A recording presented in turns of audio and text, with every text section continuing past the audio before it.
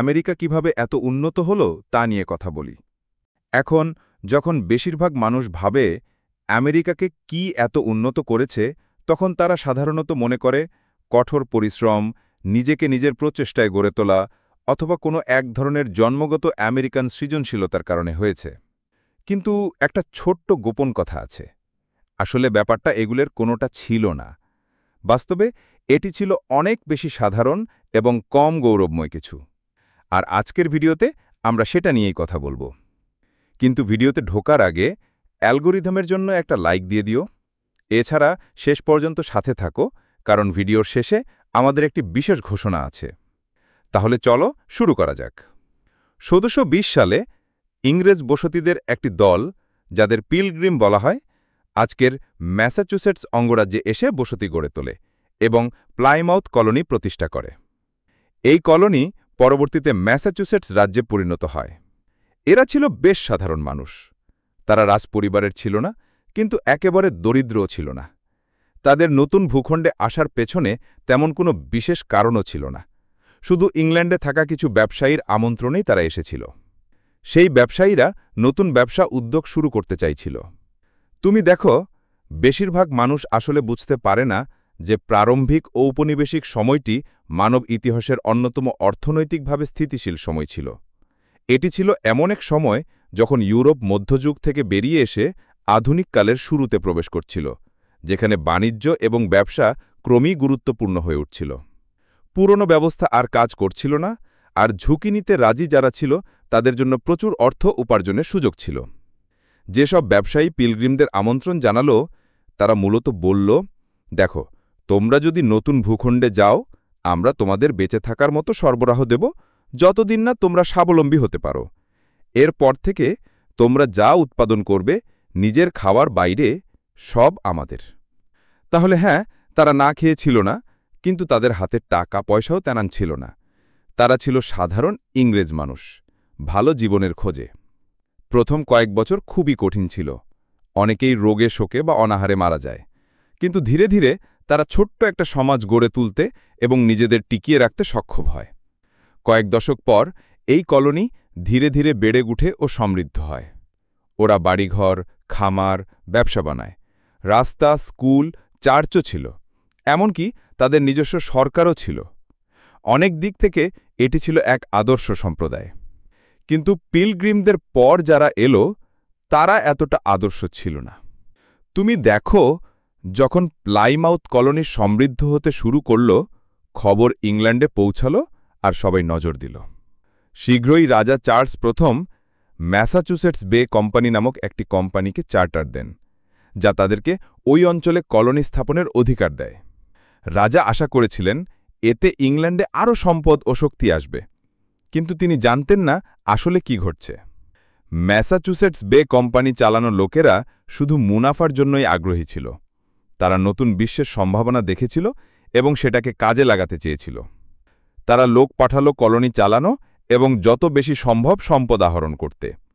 এতে ইংল্যান্ড অনেক টাকা পেলেও এটি আদিবাসীদের জন্য মোটেও ভালো ছিল না।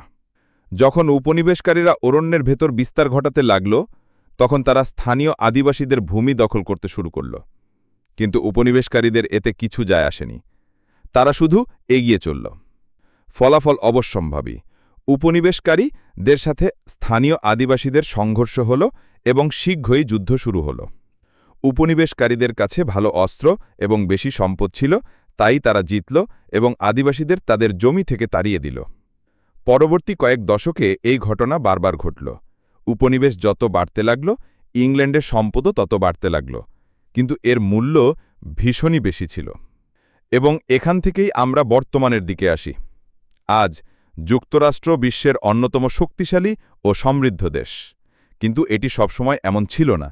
আসলে এক সময় আমেরিকা ছিল দরিদ্র ও অনুন্নত দেশ। তাহলে যুক্তরাষ্ট্র কিভাবে দরিদ্র ও অনুন্নত অবস্থা থেকে ধনী ও শক্তিশালী হল? আসলে উত্তরটা সহজ। আমেরিকা উন্নয়ন চুরি করেছে। তুমি দেখো, আমেরিকা আসলে নিজে নিজে উন্নত হয়নি, বরং আমেরিকা অন্য দেশের সম্পদ ও শ্রম নিয়ে নিজের উন্নয়ন করেছে। উদাহরণস্বরূপ, আমেরিকা আসলে নিজের আবিষ্কার দিয়ে শিল্পায়িত হয়নি, বরং অন্য দেশের আবিষ্কার ও উদ্ভাবন ব্যবহার করেই শিল্পায়িত হয়েছে। আমেরিকা একাই সুপার পাওয়ার হয়নি, বরং অন্য দেশের সম্পদ ও শক্তি নিয়ে সেটাকে নিজের করে নিয়েছে।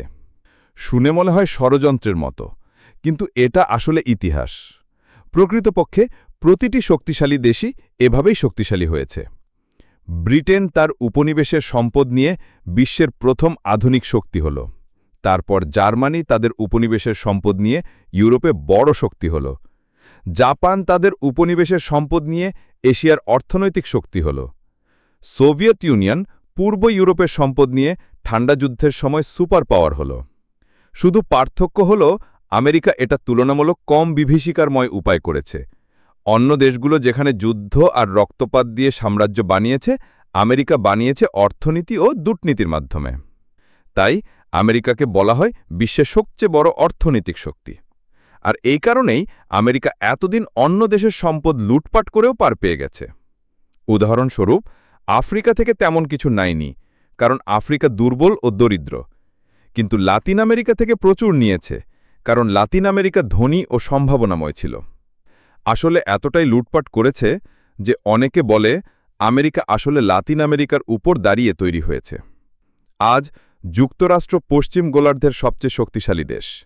সামরিক, অর্থনৈতিক বা রাজনৈতিক শক্তিতে এর সমকক্ষ আর কেউ নেই। তাহলে প্রশ্ন জাগে, কেন পশ্চিম গোলার্ধের অন্য দেশগুলো এত দুর্বল? কেন তারা আমেরিকার বিরুদ্ধে দাঁড়াতে পারে না? আসলে সহজ উত্তর হল, আমেরিকা নিজেই তাদের দুর্বল বানিয়েছে। আমেরিকা শুধু সম্পদ নিয়েই ক্ষান্ত হয়নি, বরং নিশ্চিত করেছে যেন ওই দেশগুলো দুর্বলই থাকে, যাতে শোষণ চলতে পারে। সবচেয়ে উপকারী উপায় ছিল স্বৈরাচারী শাসকদের সমর্থন করা। আমেরিকা জানত গণতন্ত্র সবচেয়ে ভালো ব্যবস্থা, কিন্তু গণতন্ত্র হলে লাতিন আমেরিকা অনেক শক্তিশালী হয়ে যেত। তাই আমেরিকা সেখানে সামরিক একনায়কতন্ত্রকে সমর্থন করল। ফলাফল হল, লাতিন আমেরিকার অনেক শক্তিশালী দেশ আজও সামরিক স্বৈরাচারের অধীনে ভুগছে। উপসংহার: আমেরিকা নিজে নিজে উন্নত হয়নি, বরং অন্য দেশের সম্পদ, শ্রম ও ধনসম্পদ নিয়েই নিজেকে উন্নত করেছে। তারপর আবার নিশ্চিত করেছে ওই দেশগুলো দুর্বলই থাকে, যাতে শোষণ চলতে পারে। ফলাফল হল, আমেরিকা আজ বিশ্বের সবচেয়ে সমৃদ্ধ ও শক্তিশালী দেশ, আর লাতিন আমেরিকা আজ বিশ্বের অন্যতম দরিদ্র অঞ্চল। তবুও লাতিন আমেরিকা প্রচুর প্রাকৃতিক সম্পদে সমৃদ্ধ। উর্বর কৃষিজমি, বিশাল তেল মজুদ, সুন্দর প্রকৃতি সবই আছে। কিন্তু তবুও তারা দরিদ্র, কারণ আমেরিকা চেয়েছে তারা দুর্বল থাকুক। ধন্যবাদ দেখার জন্য।